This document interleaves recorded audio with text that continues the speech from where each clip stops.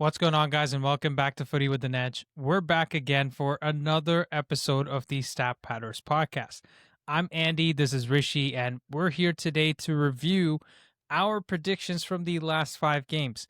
We said we would get 7 points, and here we are after 5 games with 8 points. So, Rishi, how are we feeling after this 5 game roller coaster that ended with another roller coaster against Bournemouth with 8 freaking goals? Yeah, the Bournemouth game was crazy. It's a late night game for me in India, 1:30 a.m. kickoff. So what I did was I slept a little bit early and woke up early. So I managed to catch like the last 10 minutes of the game. Even those last 10 minutes were like end to end, and for the neutral, amazing. But even as a United fan, like there was excitement in the game, and we've had so many drab games over the last few years, right? That just any sort of excitement is just absolutely buzzing from the game. And I think even as a United fan, right, we should be happy that we're getting this kind of a result rather than, the Everton result, which we lost 1-0. I would take a 4-4 draw any day, dude. And these are all signs of improvement. So I'm just buzzing from the game. Yeah, that's great. So Rishi, what did we actually predict from the first 5 games? So the 5 game prediction was as follows. We said Everton would be a win, Palace would be a loss, West Ham at home would be a win, Wolves game away would be a loss, and the Bournemouth game at home would be a draw. So we predicted 7 points. Essentially, we said we would win the home games, the first 2 home games, lose the 2 away games, and we would draw against Bournemouth because they were in a good patch of form at the time. We predicted 7, but we got 8 points, and we got every result wrong except for Bournemouth because we aren't having the best of the runs at home. Even the Bournemouth result, right? Like the draw that we predicted, we would have taken a 2-2 draw, or we would have predicted a 2-2 draw, but no one could have predicted a 4-all. Yeah, yeah, and listen, when we had said that we were going to get 7 points from these 5 games, nobody liked it, right? Everyone was against us. There was even that one dude who was like, I'm going to block your channel. I'm unsubscribing if we get more than 7 points. Well, I guess he got his wish and he's unsubscribed now, but I don't think he was expecting what we predicted, right? And that's the thing with this team that even us taking the contrarian opinion, the team still surprised us within that contrarian opinion because they went and lost games that we should have won and drew games we should have won and then won games that we predicted a loss in. So that's the nature of this team, guys, and that we just need to get on board with it. This team is not going to do exactly what you predict it to do because we're not there yet, right? And let's talk about some of the reasons for our supposed low performance, right? We faced good managers.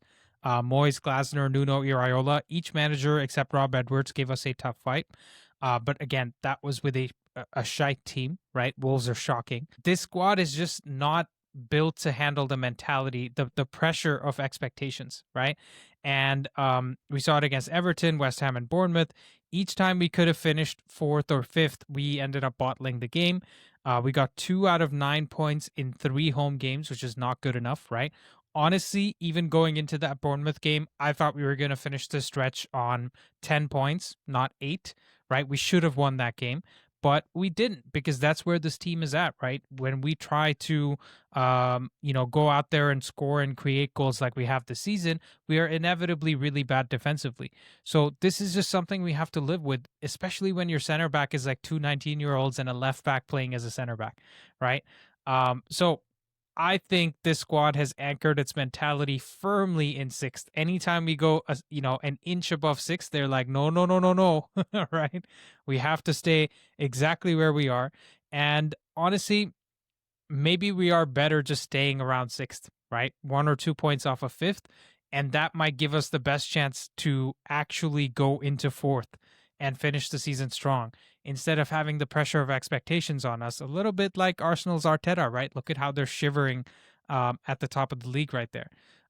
So, Rishi, what have we learned in terms of the big patterns from the last 5 games and in general where we are after 16 games into the season? So, Andy, we've solved our number one problem since Fergie, which is chance creation and goal scoring. So let's look at the previous seasons, right? Since Louis Van Gaal's first season, because that's the earlier season for which we have expected goals data. So in the 2014-15 season, which was Van Gaal's first season, after 16 games, so all of this data is for the 16 game benchmark. After first 16 games, we had 20.65 xG and we had scored 29 goals from it. Now, just to compare, Chelsea were on top of the league with 32 xG and 36 goals scored. So there was already like a 60% difference between the xG of United and the top of the table Chelsea, right? United were 8th on the xG table despite being 3rd on the points table. Now going on to the next season, which was Van Gaal's final season, after 16 games, we were on 20.5 xG and we had scored 21 goals. Arsenal had the highest xG in this season at this point with 36 xG, and surprisingly, they had underperformed their xG. They were on 29 goals. Leicester were first on the table with 34 xG and 34 goals, and United were 8th in the xG table despite being 4th in the table at this point. So you see the top of the table in xG was 36 and we were on 20.5. That is Arsenal were 80% better than us in terms of xG in the 15-16 season. Yeah, and if you go to the 16-17 season, which is Mourinho's first season, after 16 games, we had 23 xG and we had only scored 22 goals. City and Liverpool both were top of the xG table with 33 xG each, and they had scored 34 and 40 goals respectively. Chelsea were actually on top of the league in terms of points with 26 xG and 34 goals, and United were 6th in xG and also 6th in the table. So you guys see the trend even with the first 3 seasons that we're talking about. From 14-15, 15-16 to 16-17, we have been consistently mediocre in terms of what the top 6 teams should be doing, and also mediocre in the table after 16 games, right? Then we go to the 17-18 season where we had 30.56 xG, but we scored 36 goals, and City, after 16 games in this season, were top of the xG charts with 43 xG, and they had scored 48 goals. This was also their Centurion season. United were 4th in xG, but 2nd in the table. Again, overperforming the underlying numbers, just not good enough in terms of chance creation. But this was still our best xG performance after 16 games, except this season we're a lot better, right? Then Rishi, what happened in the 18-19 season? So the 18-19 season, after 16 games, we were on 27.5 xG and we scored 28 goals. Now, after 17 games, Mourinho got fired, so this was his final season. Oli came in, and at this point, United were 5th according to the xG table, but 6th according to the points table. City had 45 goals from 43 xG. So you see again, we were on 27.5 and City, the league leaders, were on 43 xG. That's a 16 expected goals difference after just 16 games. They were scoring 1 goal per game more than we were scoring, or expected to score 1 goal per game than we were scoring. And in this season, Liverpool were top of the league with 34 goals, but they had only 32 xG at this point. So even we were like underperforming Liverpool and City significantly, right? And this is a trend that we are seeing because even in the next season, you'll see in the 1920 season, after 16 games, this was a season that Oli really struggled and he was, about to lose his job at several points throughout the season. After the first 16 games in 1920, we had 28.03 xG, but we scored only 25 goals. This was the season where Lingard and Pereira were starting for us. This was pre-Bruno. And surprisingly, we were still 4th in xG and 5th in the points table. Man City had the highest xG at this point, 44 goals from 45.89 xG. And that's massive. This is again some 60-70% overperformance on what we were doing, right? Uh, and Liverpool were top of the table with 40 goals from 33 xG. So this is such a common recurring trend that we are on xG, we are like somewhere around 5th and 6th. And in the seasons that we do well, it is because the attack is overperforming or individuals are overperforming. Yeah, so if you look at the 2021 season, we had 28.28 xG, but we had scored 33 goals. We were 4th in the xG table, but 2nd place overall. In the 21-22 season, we had 24.07 xG, but we scored 26 goals. This was the Ronaldo season with Pogba, Bruno, Cavani, Martial, Rashford, and Mata as the attacking players. And again, in this season, we were fifth in the table and fifth in xG. Then 22-23 season, we had 26.43 xG. We had underperformed and scored only 24 goals. We were eighth in the xG table, but fourth in the points table, right? So you see a clear trend. We have gone from 14-15 to 22-23. That's 8-9 seasons where after 16 games, we have always struggled compared to the rest of the teams in terms of the underlying stats. And Rishi, can you take us through the home stretch in the last 3 seasons from 23-24 all the way to this season? Yeah, so 23-24 was the first truly pathetic season because after 16 games, we had scored only 18 goals, right? And our XG was 26.08. So this is when the crack started really showing. We had an inexperienced forward in Rasmus Højlund who was just getting used to the pace of the league, right? He scored his first league goal in December, if I'm not wrong. So that's why you see 26 XG, but only 18 goals. And even with 26 XG, we were 11th on the XG table. And this is the lowest performance that I've seen so far, right? The lowest goal tally so far. The highest differential, that is -8 uh, on the XG versus goals scored. We were sixth in the points table with 27 points. And City, who were top of the XG table, they had 35.84 XG and they scored 38 goals. So you see that like the numbers are consistently low and we are going lower and lower. And in the next season, that is 24-25, after 16 games, we had 25.85 XG and we were 11th on the XG table, right? Again, this was a season where Ten Hag was fired after 11 games. 16 games mark means we were 5 games into Amorim's reign, and he said that the storm is coming, right? We had only 22 points, which is the lowest points tally since Fergie after the 16-game benchmark. And I just want to show a comparison. There were teams like Arsenal, Spurs, Liverpool, Chelsea, and even Bournemouth who were all hovering around 35 xG, more than 2 expected goals per game after 16 games. Even Bournemouth is there right at the very top, and we are 11th with 25.85, right? So, and now contrast all of these stats that we gave you, if you can recall how where we've been around 6th, 7th, even dropping down to 11th on the XG table. Coming to the present season, we are top of the table on the XG table. As per Understat, we are on 33.45 expected goals, which is 1.4 goals ahead of City. And as per FOTMOB, we are on 30.8, which is second behind City, who are on 30.9. So it's a zero point 0.1 XG difference. And you average these two models out, which is a common practice in statistics. If you have two different data sets or two different aggregators, just average it out. We are still first on expected goals, right? So, Andy, we've seen this huge jump in the underlying numbers, right? Compared to all of these seasons where we were terrible in the underlying numbers.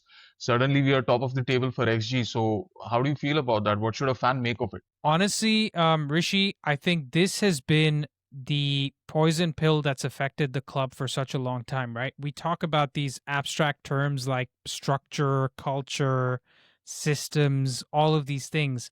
The truth is, we've just been bad in terms of adapting to where the league has been headed, right? We see that with Liverpool this season in terms of them being behind the curve with the physicality, with the counter-attacking football, with the set piece goals and all that, right? You know how Liverpool has fallen behind. The truth is, United have gone from the days of Fergie to now getting to the modern football under Ruben Amorim without doing the step that we needed in between, right? Because the step that we needed in between was playing that Pep style of football, was playing that gegenpressing type of, commit early tactical fouls to win the ball back, overload the box with the other fullback getting into the box, the cross going from one fullback to the other, creating a lot of cutback opportunities, high XG chances. We just didn't do any of that. It was just vibes FC for such a long time. And we finally got a coach that is focused on building a system, building on patterns of play, right? Because that one season under Ollie where we did have our highest XG, right? Which is it? 2021. Maybe the 2021. Yeah, maybe the 2021 season was probably the best one, or maybe even the 17-18 season. So one of the Mourinho seasons was probably our best in terms of XG. Even that was Vibes FC because we didn't create that the season before that. We didn't create that the season after that, right? It's just like we're just having a one-off where we are actually second in the XG table. So we finally have a coach that's managed to do something we haven't done for 10, 12 years. And guess what? We're not that good defensively, and we're going to talk about the XG against stuff, but we've been bad defensively before this, right? What have we not done? What is the big improvement that is standing out to how we used to operate previously? That is clearly the fact that we're creating better chances, we're creating more chances, and we're also scoring those goals. Because I think, aren't we also like second or third in goals scored this season? Yeah, we're second, and we're even underperforming our underlying numbers because we've scored 30 goals from close to 31 or 33 XG, depending on which model you refer to. But we're still second on the goals Mm-hmm. scored, so better than Arsenal, right? We're second after City. Yeah, exactly. And that tells you almost everything you need to know. I mean, I think Arsenal's also on 30 goals this season, so we're tied with Arsenal. But yeah, I think when you look at our XG against, right, that's definitely a concern. Rishi, do you want to talk to us a little bit about the XG against numbers? Yeah, I mean, if you just look at it in isolation, right, these are not great numbers. We have allowed 23.1 expected goals against. It's also the highest in all the previous seasons. Like, we've never had such high XGA. Our attacking play has come at a cost, right? Because we are also kind of open in the back, but it is a necessary cost, I feel, because all the other coaches who came in, they abandoned it immediately once the problem started. Even Ollie's best football in his first 15 games in the interim spell, it came due to overperformance of underlying numbers, right? Pogba was in the form of his life. Lingard was in the form of his life. Rashford was weaving webs around Nathan Ake on the right flank, if you remember that Bournemouth game, right? Um, so right now, we are underperforming both the XG and XGA, and we are still doing well, right? We are tied for fifth in terms of points. Imagine if we just perform as per the expected numbers. We're going to be flying, dude. Like, if we just performed as per the underlying numbers, we would be third in the table, 4 points behind City, 6.5 points behind Arsenal. And honestly, isn't this where we should be at this stage of the rebuild? Like, if we just stay on track, we are going to end up somewhere like 16 to 18 points behind the league winners, right? So even now, we are like just going by the underlying numbers, we are on track to score 76 and concede 61 goals. This is pretty much the same season that Aston Villa had in 23-24 when they finished fourth. Yeah. And this is the thing, right, Rishi? Before the season began, okay, maybe we were excited about the brand new front three, but we didn't really have an understanding of how bad the midfield was going to look or how bad the center backs are going to look. Even though we had so many of them. So before the season began, most people would have taken sixth. What is Carl Anka was the guy who kept saying, "Oh, eighth place is what I expect, and eighth place is what we're gonna get." We've said it many times ourselves that this squad is probably the seventh best squad in the league right now, and getting sixth is still a slight overperformance. So in my opinion, it's not just like expected points has us third, but if we were actually third, that would be a false position because this team is supposed to underperform from where the numbers are, right? So we need to remember that this team is where it is, and we need to stop shifting the goalposts, right? Your Paul Scholes, your Gary Nevilles, all of these guys are, professional gaslighters in terms of constantly moving the goalposts and making you feel like shit, making you feel like you can never achieve, what you're set out to achieve because nothing we do is good enough. Liverpool, just had the Salah fiasco, and we still have Amorim and Mainu and Paul Scholes be the bigger story. I would still say we are a good bet to finish anywhere between fourth to sixth this season. Obviously, what we do during the AFCON phase will have a big say on that. Obviously, how the other teams are going to perform will have a big say on that as well. Heck, Aston Villa could just go through a whole season underperforming their numbers. We never know what's going to happen in the Premier League, right? But in my opinion, Rishi, there's going to be a big stretch where we're also going to overperform our expected numbers, right? Just like we did actually in that 5 game stretch where we went Yep, unbeaten. We yep. overperformed our expected numbers. So let's there's so much still to play, right, in terms of the season. But maybe you can talk to us a little bit about the squad players, Rishi. Yeah, so another one of the things that we've noticed in the past 5 games is that the squad players are finally making a difference, right? Dalo has been good for the past 3 games. Just looking at his Bournemouth game, he had a very good game on the ball, 28 out of 31 accurate passes. He's shown consistently that he's good at aerial duels and one of the few good players on defensive corners also, right? Uh, Now, news came out that the staff at Carrington has been working on the training ground to help him improve his passing and crossing, his positioning, and we can already see the results. Uh, I'm just thinking, dude, if you can do such a great job on Dalo in such a short span of time, can we like hire more of these coaches? Because so many players that we would love to improve, right? We can't go out and buy an entire new squad. And this is why the squad players are so important in these kind of situations where you need everyone to at least perform up to par, right? You can't have any laggards. You also have Mazraoui, who has been so good since he, moved from right wing back to right centre back. He's probably overtaken Euro as the first choice right centre back for many fans. I'm not sure what Amorim thinks, but for many fans, he's the first choice right centre back. He had a poor game at right wing back versus Everton. He was subbed off at half time, but he came back strongly ever since he's been at Also, right. also against Tottenham. Also Also against against Tottenham, he had Tottenham. a bad game. Yeah, yeah, right. So since he's played right centre back, uh, when he's been on the pitch, we've conceded less than 1 goal per 90, right? Since every time he's been on the pitch, we average less than 1 goal per 90, and our average is 1.66 goals conceded per 90. So he's making a big difference in that right centre back position. And we saw that we missed him in the Bournemouth game, right? Euro had I'm being kind to him, he had a below average game.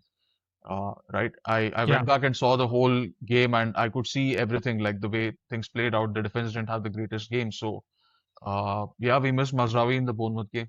Yeah. And Rishi's favorite player, Mason Mount, has been doing a pretty good job. Like, in fact, if you did go watch the Bournemouth game, Rishi, which was one player more than any other that was hounding the Bournemouth players on the press, and he gave us 69 minutes in that game. And I forget when we scored the third goal, but I definitely think he made a big impact in all the chances that we scored. Right, he scored in both wins away from home. His link up play is good. He can and can't be consistent like this team. Rishi's written these notes for the Mount section, guys, so I'm trying to overrule some of this stuff.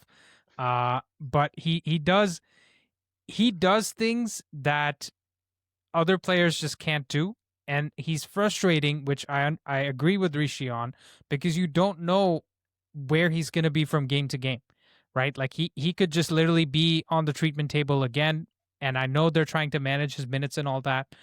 It's very rare that we see somebody like be almost gone for 3 seasons and then just come and play consistently. But you know what? I like to be the optimist, dude. This is the person who has you know engaged with the community for so long because of my optimism. So why should I be pessimistic about Mason Mount? Right. So for me, I'm going to be optimistic and I'm going to say, if we're going to have a good season, if we're going to get fourth to sixth, this is the guy that's going to carry us there because he's the difference maker. He's the X factor, right? He's the X factor, dude. He's the guy that is going to push us over the edge. I'm not saying he's the meat and potatoes, but he could be the cherry on top of the cake that could really make a difference for us. And I just Rishi's gonna disagree, and he's gonna have egg on his face. So we'll just keep moving. Listen, no, hold on. I don't care about egg on my face, okay? I care about United winning. And if Mount is the player who consistently shows up and makes a difference, then hats off to him, dude. Like, Thank you for proving me and a million other fans wrong. Thank you for proving the summer of 2023, sins of summer 2023 video wrong, right? Like, I care about United winning. I don't care about how my takes come off after a fact, right? You said that he's the X factor. Well, I partially agree with it. He's X. Like, he used to be a difference maker, right? Right. He has consistently been a good player for Chelsea up till the last season he was there. And ever since he's come here, he's lost a lot of pace, he's lost a lot of physicality, he's lost none of the desire. God bless him. He still runs around and like tries to make a difference.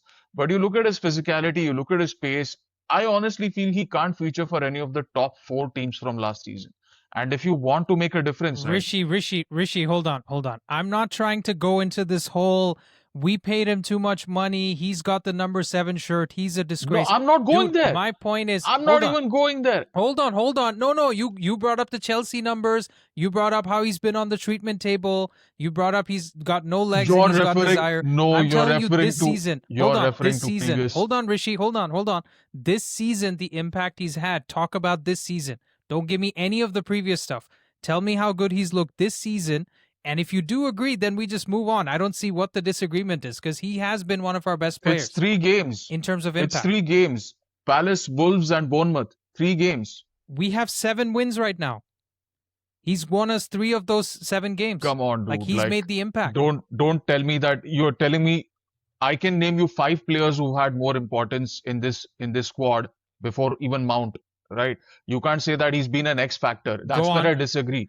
Go on. Tell me the 5 players. Mbeumo, Okay. Bruno, Casemiro, right? Casemiro's cost us more games than Mount has. No, but remember in the first 11 games, we saw the numbers for the difference that Casemiro makes while he's been on the pitch. Remember those numbers? We concede many fewer goals. We also score more. After the first 11 games, where were we on the table? I don't remember the old table, dude. Maybe 6th or 7th. Same place I'm we just are telling right you, now. for every game that Casemiro has won us, he's also lost us. He's lost us games as well. Dude. So I don't agree with Casemiro on your list, but please go ahead. Yeah, and Mount hasn't even been as available as Casemiro's been. So what are we talking about then? I said that there are 5 players. We're talking about the games where he's played well. He can be an X factor that pushes us over the top. Then you're dismissing Casemiro's games where he's played well. You're like, oh, but then where were we after 11 games? You're able to count, or you're willing to count. Okay, finish your list. Finish your list. Okay. Mbeumo, Bruno, Ahmad, Casemiro, Lomans. 5 players who've been more crucial. And De Ligt, 6 players who've been more important than Mount. And you call him the X factor? No, dude, come on. If anything, Bruno is the X factor because he's giving us 12 goal contributions from the center of the park. That is a guy who deserves the X factor. I think we disagree on what we disagree on what X factor means, because for me, X factor is not the meat and potatoes. X factor is something that pushes us over the top. Somebody that gives us something that nobody else gives us, and he pushes us over the top. And honestly, in that first 5 list, even if you don't want to put Mount in there, I'll tell you what, Mount has been above Cunha in terms of his importance to the squad. And that's not something you would have said before the season started. Yeah, I agree. But also Mount is, Cunha is not the pace setter, right? If you're looking at how people have started the season, like Mount and Cunha is not a fair comparison because Cunha has not been great. Like, he's underwhelmed a lot. So... but hasn't Mount's whole career been underwhelming? That's your whole point with Mount. And Mount's whole career someone you've been so underwhelmed with. See, this is the problem. You've been so underwhelmed with this guy. You've been so underwhelmed with this guy, and he has been better than who's supposed to be our second best player in the team.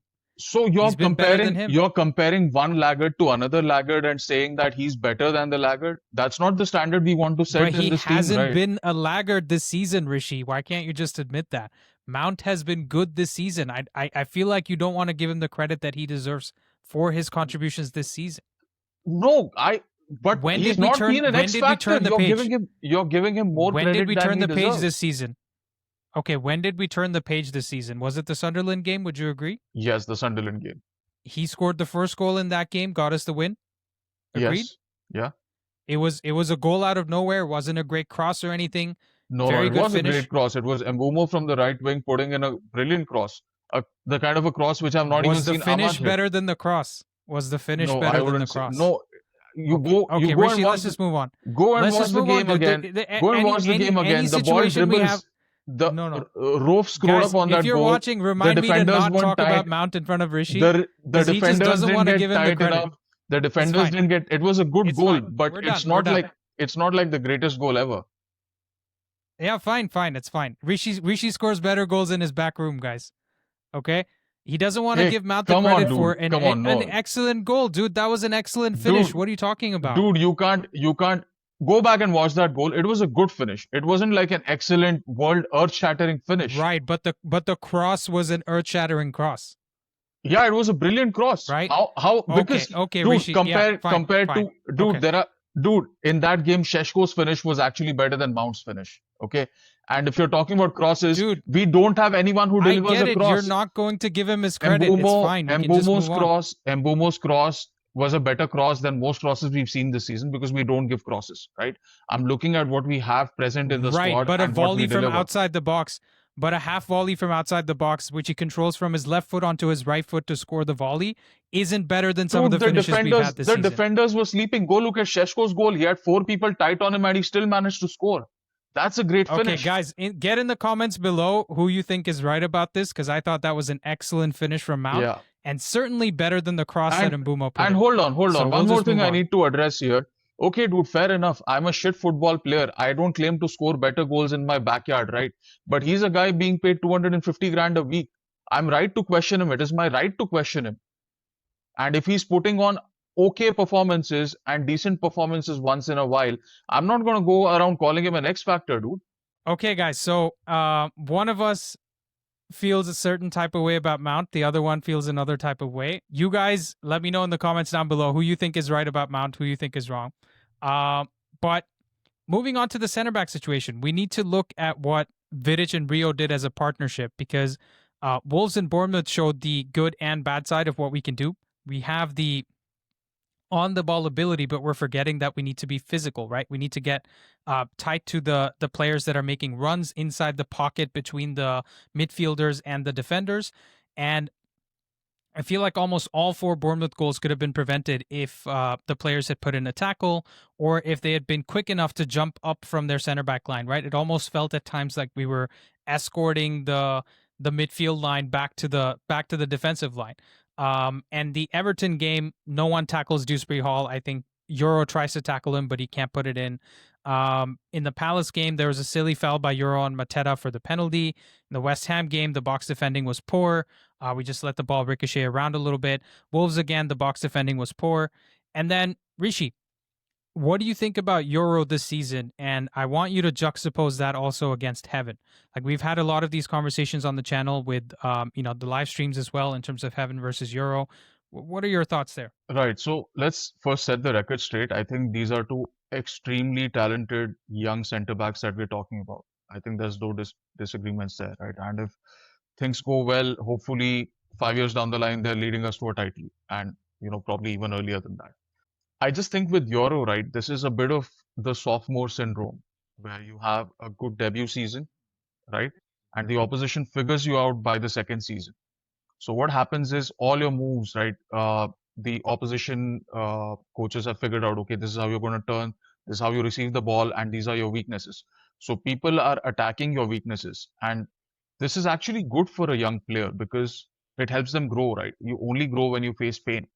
So I have no doubt that Euro is going to come good. We've scouted him well. He's shown all the right things. What I love about him is his attitude. I remember that Bruno publicly called him out after the City game, and you didn't see posts from his uncles or cousins or his mom or dad or whatever. You didn't hear any quotes from Euro. He just put his head down, and then he had a good stretch of games because that 5 game stretch that we were unbeaten. Euro was pretty decent there. So I have high hopes from Euro, and I think he'll come good. Yeah, no, for sure. I think from the center back position, right? We had Ryan on the channel. Ryan, shout out to you if you're watching. He came out and said right before the Bournemouth game that actually the center back position is the weakest position in our team, even over central midfield. And so he was suggesting that's the position we need to fix first. And everyone that we've spoken to, Rishi, has said it's either the right center mid or the left wing back that needs to be fixed. And maybe we need to get a center back in the January window. Maybe somebody like a Gary Cahill type of signing, that's nearing the end of contract, good on the ball, physical, defensive organizer, just essentially someone who's good at box defending but can also pass a little bit, right? And Marco Senesi from Bournemouth might be a good shout for this. Highest rated defender across both teams in that Bournemouth game with 6.4 rating, 5 tackles, 4 blocks, 9 clearances, 2 interceptions, 5 recoveries, 20 combined defensive actions. He also won 6 out of 9 of his ground duels and 3 out of 6 of his aerial duels. He has 3 assists this season. By the way, guys, go do yourselves a favor and watch that Bournemouth versus West Ham game, where he, in my opinion, was part of the goal of the season because he played a really nice pass, progressive pass into Enes Unal, where he took the first touch and he scored the goal. So this guy is an excellent player for me, and I think he's out of contract this year, isn't he, Rishi? By Yes, the end of this year. yes, he is out of contract at the end of this season. I think there's a case to be Yeah, made that we can tempt Bournemouth with a cheeky offer, you know. Uh, yeah, I think he would be a good fit for us, even in the summer. He's yeah, almost 29 in May. I think we can still get a yeah. good 3 years out of him. Yeah, and he's left-footed as well. So if we wanted to decide to maybe field some offers for either Licha or Luke Shaw because they're too injury prone, then that guy could just slot in very well and play for us for, I don't know, 3-4 seasons and still be a good senior center back for us, right? If you look at his FB ref stats, I'll put it up on screen now. He's just very good in terms of his passing, long passing, passes into penalty area, tackles, interceptions. And yeah, I think we can also say Mark Gahey, Deo Upamecano. Those are also other shouts, but we probably can't get these guys out of their clubs in January. But Rishi, let's move on to the next topic, which is physicality across the team. Yeah, so another thing we've really seen, and that's been highlighted in the past 5 games, especially, is the physicality, which is really poor across the team, right? Now, in the summer, we got Cunha, Mbumo, Sheshko, Lomans, and we think that we bought goals and assists and shot stopping skills. But what we forget is that they also raise the physical profile of this team. They're insanely physical players. And, you have 3 traits like pace, stamina, and physicality, right? And you need a player to be really good at 2 of the 3 to be a good player in the top 4 team. So you look at a player like Doku, he has all 3 traits. He has pace, stamina, and physicality. Haaland has all of those 3. Caicedo has all 3. Szoboszlai has all 3, and he's been Liverpool's best player this season, right? Saka, and at least, you look at the next bunch of players that I'm going to name, they at least have 2 of these 3 traits, which is Saka has pace and stamina, Eze has physicality and stamina, Mikel Merino has stamina and physicality, and even though you could argue that he's less talented on the ball than Eze, he's such a good utility player, right? And even like you can be mid in all these 3 traits, but you need to be insanely talented to compensate for it. So like Cole Palmer is a prime example.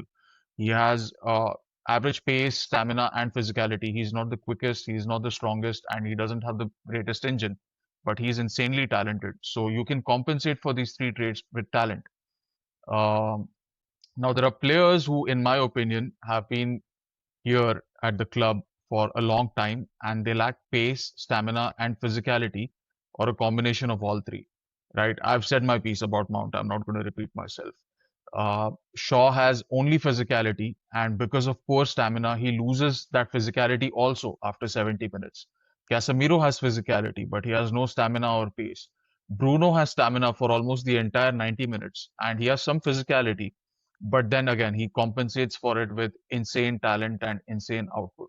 So you see that, we've added to this team with 4 good players, but we still lack that physicality across the team. And Andy, I think if you can take us through the key statistic of individual duels, I think we'll illustrate this point even better. Rishi, so in the United versus Bournemouth game, we won 55 duels. They won 60 duels. They won more ground duels and aerial duels. We have to realize the coach isn't asking these guys to lose these duels, right? It's not on the coach. In the Wolves game, we won 63, they won 71. These guys are a relegated team, probably the worst in history, and still we're losing our duels. In the West Ham game, we won 47, they won 64. The ground duels was 36 to 39, and aerial duels was 11 to 25. Again, one of the worst teams this season, despite Nuno being there, right? Their form has barely changed since Nuno got there, where the impact should have been a lot higher. But again, we lost our duels in that game. The Palace game was probably the only one where we outdueled the opposition, where we were neck and neck with Palace on balance. And really, probably one of the only games of the season where we had a better second half than the first half, right? Because before that game, we had such a bad record in the second half. So, we're seeing out of the 5 games, because we look at Everton game, we had 45 duels, they had 49 duels. Even against a 10-man team, we lost our duels battle.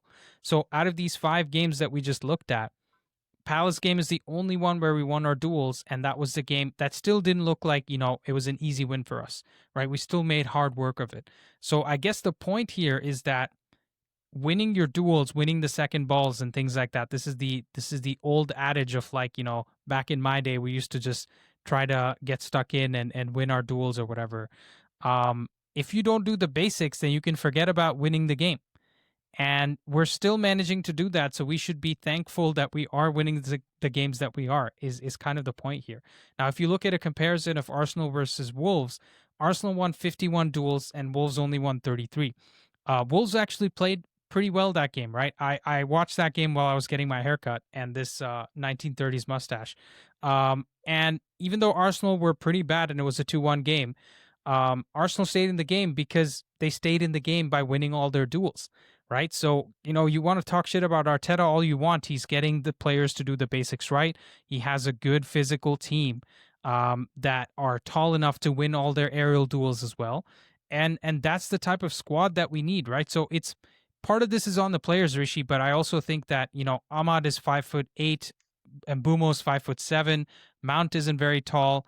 Bruno's what, 5'10", right? Casemiro is like 6 foot tall, and the biggest unk in our team is like one of the only guys that wins all his aerial duels and wins some of his ground duels as Yeah, well. but And then we have a Andy, bunch of kids in the I see back your line. point about height, but height is not the only thing that determines whether you win a duel or not. Like, if you look at someone like a Joao Gomes, he wins a lot of his individual duels. It's all about that desire and that physicality. And you can't even blame an individual player because it's also about the profile, right? Like we've all discussed so often that we have such a Frankenstein squad, and Arteta has assembled a team of physical monsters because he had that vision that I want to assemble a team of physical monsters, and that's how he's gone and recruited. So, fingers crossed, we've turned a leaf, we've turned over a new leaf in terms of getting that profile right, and we've signed all these guys who are very physical in their approach to the game. And hopefully that's how we'll continue to go in all the other transfer windows. Yeah, for sure. And Rishi, can we talk about the bad habits that are still holding us back? Because I want to talk about 3 players and get your reaction to all 3 players, right? Amad Diallo, Mateus Cunha, and in general, the players turning off defensively. Can we talk about these 3 issues, please? Yeah, so a lot is, people talk about, oh, whether he's a good manager or not. How many players has he improved, right? That's this sort of benchmark that is used to evaluate a manager. So there are so many things here because I feel like, a coach sees what's happening and his coaching staff will work with the player to help him. But so many times, like the player doesn't follow the instructions or it takes them time to implement. Like, for example, you look at Ahmad and he has so many issues in his game, right? Like not going on the outside, taking too long on the ball, which allows the opposition to settle. And then, they can clear the cross or block the shot, whichever decision he makes. Uh, so these are things which everyone is able to see, and I'm sure they're trying to help him improve on that, but it's not happening. And he's like 23 years old, and these are like basics which should be part of a winger's game, but he doesn't have it. And now the problem is we don't have a natural alternative to Ahmad, right? If he's not playing right wing back, you are left with Dalo over there or Mazraoui, and Ahmad's the best option there. So obviously the squad needs improvement. And also the thing is, We might not even buy an attacking right wing back next summer because listen to this. I'll tell you 6 or 7 positions that are a higher priority than a backup right wing back. Left wing back. We need two center mids, maybe a third center mid. You need a versatile forward who can interchange with Sheshko, Cunha, and Mbumo. You need also another center back. That's 6 players already. And I doubt we get 7 or 8 players between January and the summer. And even if we do buy a left wing back, Talo will be the right wing back, right? Mazraoui can be put in there somewhere. And none of them can cross. So with Ahmad, right? And Rishi, I bet you the club is looking at Diego Leon as the backup right wing back, right? Because he will have another season under him, and next season, if Amorim stays here, which we Yeah, hope he does, yeah, he might be the one they're looking at to be the next Ahmad on the right right, hand side, right. or even Dorgu, right? Dorgu might be the guy, and we just buy a new left wing back to play with Dallo on the left hand side. You want to hear, Andy, you want to hear a conspiracy theory? I think the viewers are going to enjoy Sure. this. You know how recently Amorim came out and said that, oh, Amas is having a bad season. Oh, Collier's having a bad season. Oh, Cheedo's not doing great. I think it was coming from a place where Wilcox might have told him that, dude, we can't get you a left wing back. Let's just recall Amas into the team. Dude, we can't get you a midfielder. Let's get Collier back into the team. And I know Collier's been injured in the recent week or 10 days. So this might have been a conversation that happened earlier. But I think the reason why Amorim went off on them is that Wilcox and Barada said, dude, let's get Harry Amas back. It'll be like a new signing. And I wouldn't be surprised if they tried to pull that, right? They would be trying to penny pinch and say that, okay, you're telling us you need a wing back and a DM. We can get you one of those, but the second one try to compromise. And this must have been like Amorim going off in the press and fighting these little political battles a little bit out in the public, right? So I think that a little bit of that was going on. That's just my guess. Yeah, but that's not that's not even that hot a conspiracy theory. That's just like it's one of those that just sounds true. You know what I mean?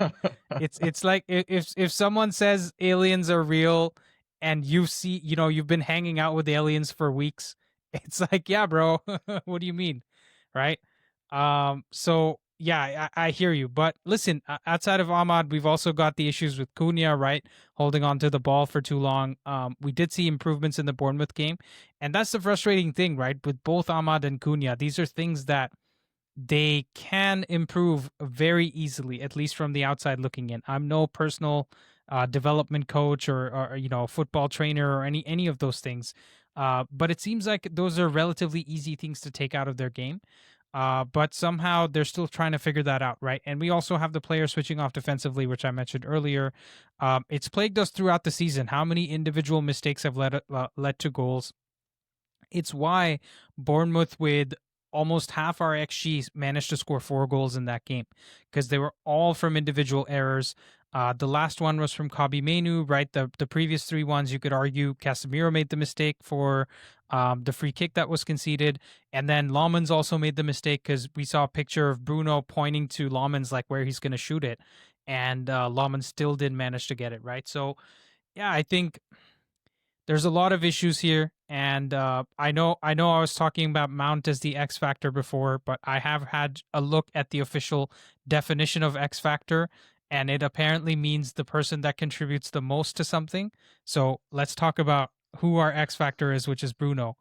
But I told you, Rishi, listen, we were talking about, even though my definition might have been wrong, you asked me who the top 5 players were, and I wasn't putting Mount in number 1 ahead of Bruno.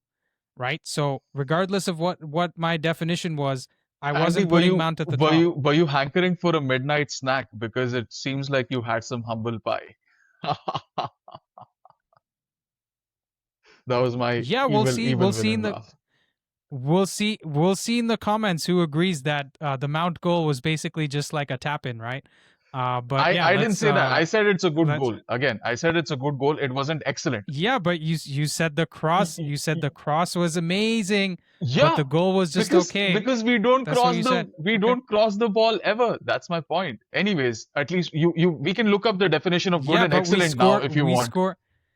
Yeah, no, because we score volleys like that all the time. But anyways, let's talk about Bruno Fernandes. Bruno's still MVP, right? 3 goals and 4 assists in the last 5 games. How many does he have for the season? He has 5 goals and 7 assists, 12 goal contributions, and that's second on the table of goal contributions after Erling Haaland. And this man is doing it from midfield. Yeah, exactly. And listen, I don't want to talk about Kobe Mainu, dude. We have Kobe Mainu here. We have beaten this horse to death, man. I think he doesn't want us to talk about him either. But guys, let's just be honest. I think this is the end of the road for Kobe Mainu in this team, just based on the amount of noise that's going around him. So you guys let us know in the comments down below what you think about Kobe Mainu in terms of what he has given us this season and what he might give us going forward. But let's move on to the next segment, Rishi, which is our prediction for the next 5 games. This isn't exactly the AFCON games, right? Because you haven't included the City game in here, which is the last game for AFCON. But we'll do the next 5 games because we've been doing 5 games at a time anyways. And maybe it's the United Strand guy that's forced us into this 5-game Well, there is a reason why, scenario. Andy. There is a reason why, if I can very quickly explain. Because 5 more Sure. games takes us to 21 games. And I've discussed this on the live. I think you've alluded to it as well. Um, I look at a season as 4 distinct chunks: the first 11 games, next 10 games, 9 games, and then the final 8 games. The first 11 games, because that takes us up to the final, the third international break in November. 10 games after that takes us to just the cusp of the FA Cup games, right?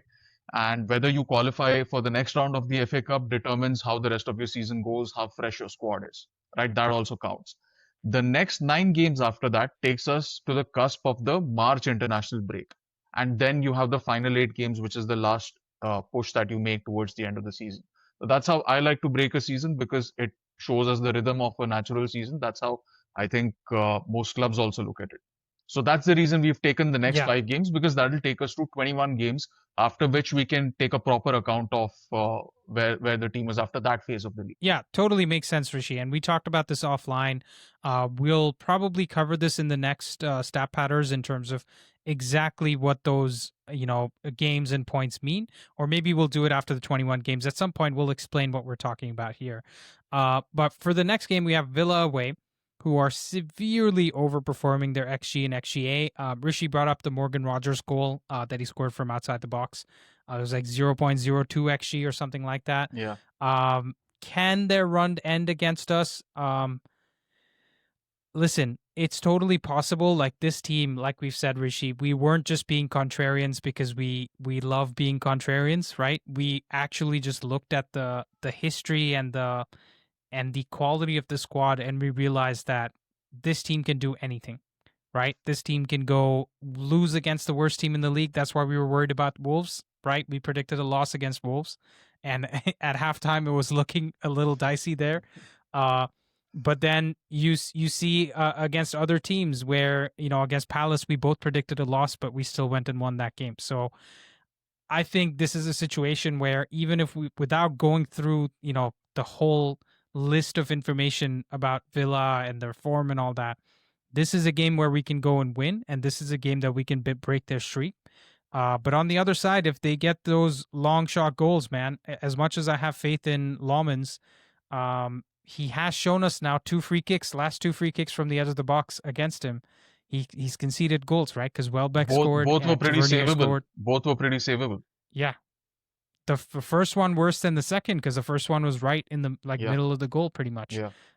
So edge of the box or just outside the box, like 25 yards, 30 yards. It could be, let's say, a weakness in Lawmans' game that we find out after this game. And it's not even a but commentary honestly- on the player. It's not even a commentary on the player, right? Yeah. It's just about this season and the here and now. And he might go and improve, but you never know. Like, that's a cause for concern. Yeah, for sure. And here's the thing, right? So Villa's home form: 8 games, 6 wins, 1 loss, and 1 draw. They're third in the home table.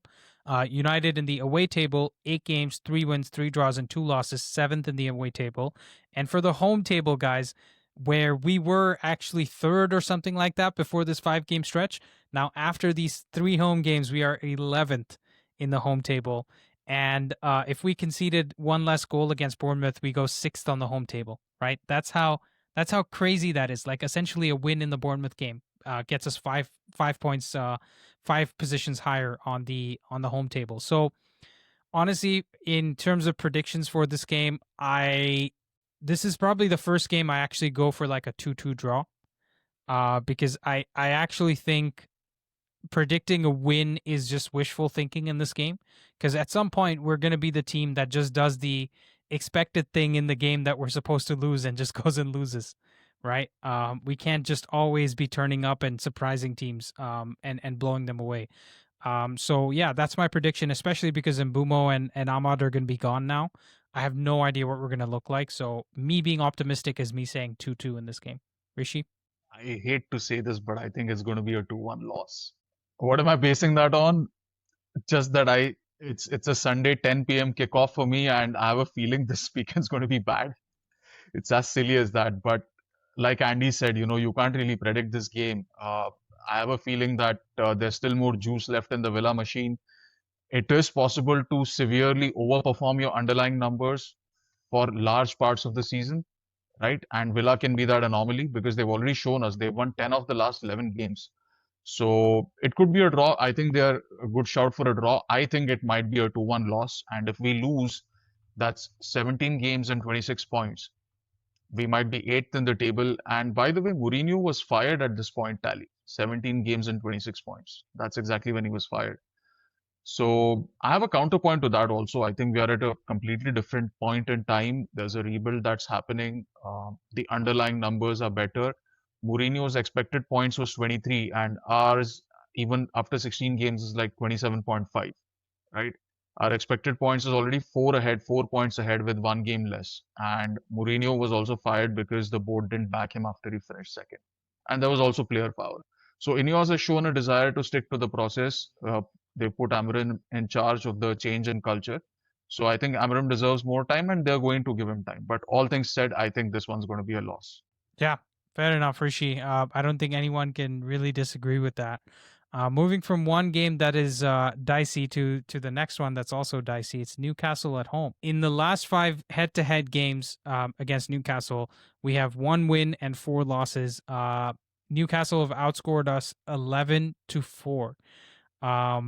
There's an opportunity for us to, let's say, turn the knife in the Newcastle season because they're going through, let's say a very good underlying season, but not in terms of actually performing to their stats. This is a team that can beat City 2-1, but lose to Sunderland 1-0 and draw 2-2 against a shit Spurs team at home. Adam Cleary did a great video on his channel where he explores the change in playing style. They're not a compact defense first unit. They're playing expansive first touch football, and we have an opportunity in transition by counter pressing them, right? So my prediction for this game, Rishi, is probably a 2-1 win. I think this will be a continuation of the Bournemouth performance, but we will be slightly better defensively. And also, this will be the second game in which we have seen Shea Lacey play, probably, right, on that right-hand side. And something we haven't really discussed in depth on this channel is how Amorim actually moved to the 4 at the back during the Bournemouth game, right? This is something that Laurie Whitwell wrote an article about, that he was going to change it right after the Wolves performance. And we actually had Euro playing as right back in like a 4-4-2, which again, he hasn't just started playing Sean Dyche football, okay? He hasn't just started playing Pep Guardiola football because he changed his system, right? Because Flex is gonna come out and say, "Look, I called him and I told him you need to change the system," so he's changed the system. But if we're gonna play four at the back again, or 4-4-2 type system, Ahmad was the right midfielder in that system, and Mount was the left midfielder. So now we need somebody to come in for Ahmad, and then the 2 strikers are going to be Cunha and Sheshko, most likely, right? So that means we need Shea Lacey type of player to play as the right midfielder, right winger, whatever you want to call it. And this will be the second game where we do it. So in my opinion, 2-1 is a fair result. They don't really have a lot of goals, but this is a game where I worry about our physicality because they have tons of physicality. Andy, I'm predicting this to be a 2-2 draw. That's right. I think After 18 games, we'll be on 27 points. We might be 10th on the table, and surely people are going to be raving mad, saying that Amorim out, Amorim out. The reason I'm predicting a 2-all draw is because I think we'll need some time to work out our game plan without the AFCON players, right? These are two very tough teams, Newcastle and Villa. Even at the beginning of the season, these are 6 pointers, and even if a fan predicted that we would lose all 4 games against Newcastle and Villa, no one would say that you're crazy, right? I think this is going to be a tough game. It's going to end 2-2, and yeah, it's going to be a tough time for us without our entire right hand side. Again, fair prediction. Let's see what happens. So if I'm keeping track right, Rishi, in these two games, I have predicted 4 points so far, and you have predicted one. One. Right, in the first two games. Right. So next we go to Wolves at home. Should be a straightforward game, but nothing with this team is straightforward. I actually think this might be a draw. And Rishi is predicting a win in this game because, listen, if we're gonna do the double over a team this year, it has to be a good team. That's just my 2 cents. I don't think we're going to do the double over a shit team because of just how this team is, right, in terms of switching off and all that. And the concern I have, again, is with the players that are missing because I think with both Mbumo and Ahmad leaving, we need somebody like a Xerxes realistically to come and step up and deliver in terms of goals and assists, not just be the 9.5 type of that meme about Xerxes doing the 9.5 thing. He can't just be that guy, right? He has to put the ball in the back of the net, and we need Sheshko to come and deliver as well after his injury, which I'm not doubting those guys, but I'm just saying we're going to have some disappointing results, right, in these 5 games. So for me, Wolves is going to be the draw. Yeah, I think we could have win 3-1. I think Wolves are a bad team. I think by this time we would have figured out our game plan without Ahmad and Mbumo and Mazraoui. I think we'll win this. It'll be 3-1. It won't, I would kill for a clean sheet at this point, but it'll be a 3-1. Got it. Got it. Fair enough. We move to the Leeds game. Interesting game because it's our first against them this season, but it's our 20th game. So I guess we're playing Wolves the second time before we're playing Leeds even the first time, right? And so every team has an opponent like this who they play twice in the first half. So we might need to consider Leeds away as the 19th game when we analyze the first half of the season. Yeah. Leeds are 17th on the table after game week 16. 16 points, but just 4 points away from 13th. They almost got a draw at Etihad, but Phil Foden scored in stoppage time to get City the win. They beat Chelsea 3-1 and drew 3-3 against Liverpool. And in that 3-game stretch against City, Chelsea, and Liverpool, where you might have predicted 0 points for them, they actually came away with 4. Right. So they're very direct, good on transitions. That Anton Stack, the player in the midfield for them, he looks very strong, physical, good technically as well. And my prediction for this game is actually going to be another draw. I think we have a 2-2 draw in this game. So for me, I predicted 4 points from the first 2 games, and then Wolves and Leeds, I'm predicting 2 more. So we're on 6 points so far. Rishi. I think we have enough individual quality in this team to overcome what Leeds have to offer. I think it'll be a 2-1 win. So that leaves us with the last game, which is Burnley away. I'm not going to beat around the bush. This is a win for us. We're going to beat them. Last time we should have smashed him as well. I think we have enough quality to get the job done.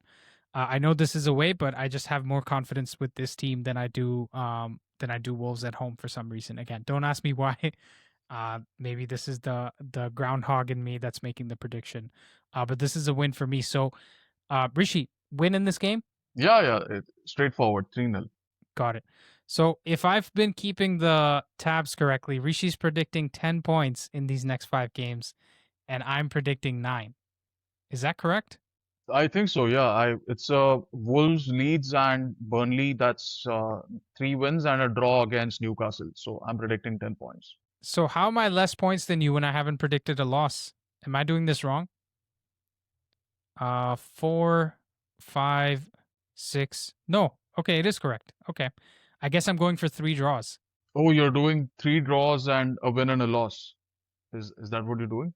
3 draws and 2 wins, right? 2 wins. Okay, yeah. So you're doing 9. Yeah, 9 points. Yeah. Yeah. I'm doing 3 wins. Yeah, 3 draws and 2 wins. So a win makes such a huge difference, right? We've discussed this before. Like you said, you would take a win, draw, and a loss over 3 draws. You don't care for the unbeaten streak, but a win, draw, and a loss gets us a point more than three games drawn. Yeah. But I have a fear, Rishi, that actually we could repeat what we did in these 5 games, which is get 8 points again. Because I predicted 9 points based on 3 draws, right? I think one of the draws that I predicted could actually be a loss as well. But maybe we're probably predicting we're less contrarian this time around than we were the last time around. Yeah. So for all we know, the team just goes and wins all 5 games, right? and how happy are we going to be if they do that? Because 21 is Aston coming. Villa, dude. So yeah, like seriously, Aston Villa can just go screw themselves for all this crap. But Rishi, you know what? We've had a long episode with a lot of information that we've covered. That's pretty dense for the viewers out there. So why don't we just leave it there? Let's just quickly throw out our players for underrated players of the week. We'll just give you 4 options, and you guys tell us in the comments down below who you prefer out of these 4 players, right? So I'll give you my 2, which is Malo Gusto, who had an 8.8 rating, 1 goal and 1 assist. Sammy Chukwueze, who plays for Fulham, with 8.1 rating, 1 assist. Rishi? Yeah, and just to talk on Chukwueze, Andy, you said that you wouldn't mind him at one of the wing back positions in the team, right? Left wing back specifically. Yeah. I don't think that's a bad shout. He's a good age and he's quick, dribbles well. I think he would be a good addition. So yeah, moving on to my 2 picks, Ibrahima Sangare from Forest. He had a 9.2 rating. He had 1 goal and 2 assists. And again, Hudson Odoi from the same game. He had 2 goals and 1 assist. He had a 9.3 rating on Potmom. And these 2 guys absolutely had an amazing game. They destroyed Spurs. So yeah, these are Yeah, our 4. I believe the technical term is rolled and smoked. Is what they did to Spurs. So yeah, guys, let us know what you guys thought. We covered a lot of stuff in this Stat Powders episode. Shout out to Rishi again for his amazing research on this and putting the script together. Let us know below what you think about the whole Mount fiasco, because we're excited to hear from you as well. I suspect this won't be the last time you'll see us argue on Mason Mount. I'm pretty sure if Mount ever gets some sort of personal accolade at Old Trafford, Rishi will be there to try to take it away from him, like Kanye West on Taylor Swift. So we'll see what happens. He'll be the Physios player of the year. Yeah, and he's gonna get the NHS Ballon d'Or. Yeah, but anyways, guys, you let us know your thoughts in the comments down below. And we'll see you again for next week's episode of the Stat Patters podcast. Give us your thoughts on what you want to hear from us next. Thank you guys for watching. We'll see you next time. Bye.